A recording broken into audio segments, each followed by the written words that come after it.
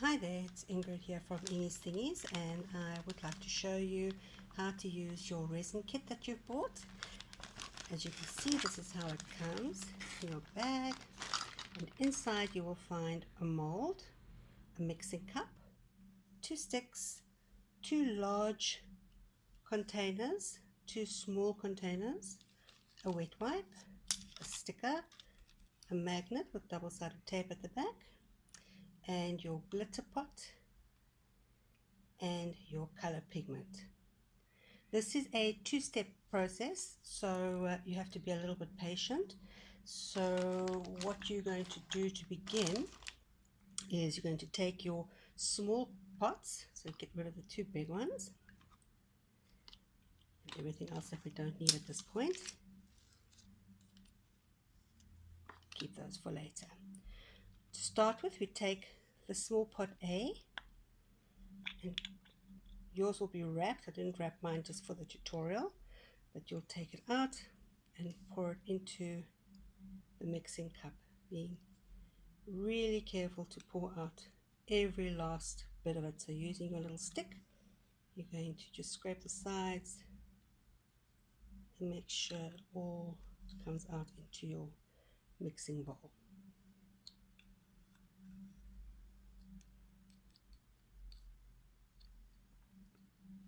And then put that away, and then you take number 2. Number 2 is your hardener.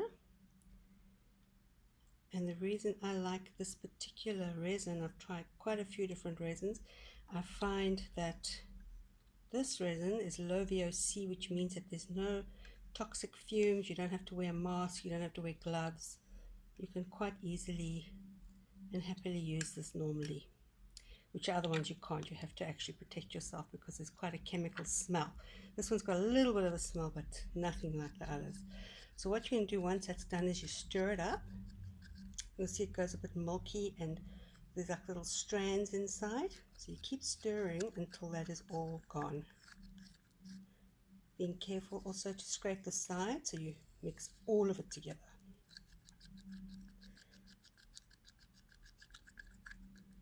You can see it starts to get a little bit clearer as you go along. Keep scraping the sides. Mix it all up nicely. The mixing is the most important part of the whole procedure. If you don't mix it properly, it may not set properly, or it will set with a weird, not clear color. And your first layer, this must be nice and clear.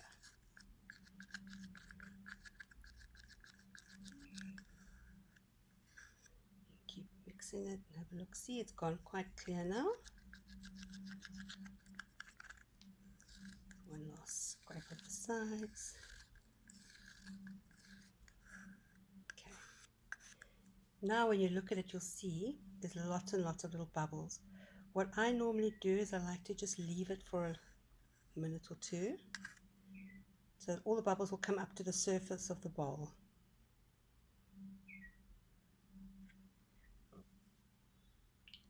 But for the sake of the video, I won't let you sit and wait and watch the bubbles come up. So then I take my straw and just, the heat pops the bubbles and makes them rise to the surface. So you obviously don't make contact with the resin, it's just slightly above the surface of the resin, and you blow.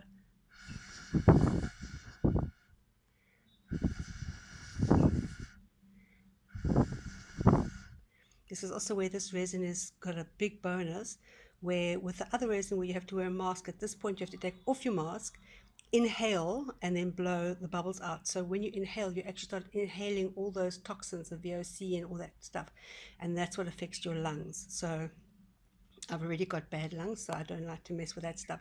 That's why this one, even though this resin is generally a little bit more expensive, it's worth it in the long run.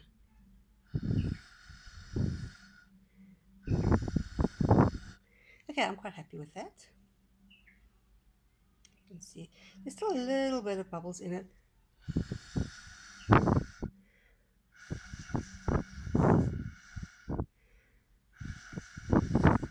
As I said, reacts to the heat. A lot of people use things like your braai lighter as well, but I am a little bit nervous. This is not flammable, but I'm a bit nervous because it tends to melt your molds and melt your cup, and I don't like to put flames anywhere where I can hurt myself, so I prefer just to use the straw. Okay, so once you've done that, you take your mold and you take your mixing stick again and just pour it in to your mold.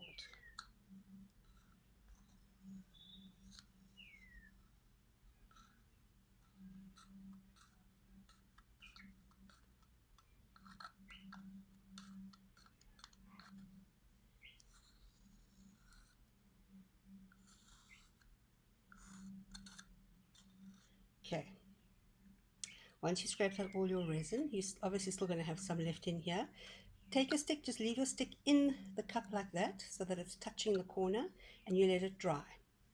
Then once it's dry, you can just pull the stick out and all the resin will come out with it. So put that on one side. Now you can see your resin has covered the whole base. If you still see a little bit of bubbles, at this point you can blow again.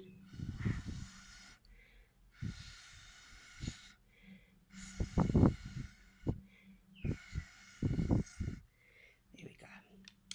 Now I have chosen some little frogs because I think they're too cute. So take your frog, your sticker off the backing paper, and very carefully you take it and you place it face down into your resin. You can move it around with your stick. Make sure it's nicely covered and where you want it. So I've made it quite central, but I think I'm going to put a couple more goodies in there just to make it a little bit more interesting. Here's a little flower. You'll find on your stickers that you've got in your kit, you'll have a few little extra thingies just to add to it if you want to. It's not easy.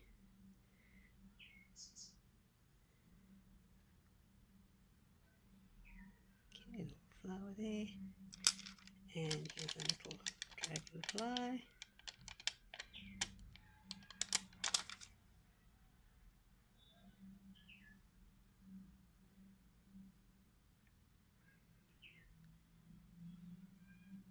Come on, dragonfly, to make me look bad.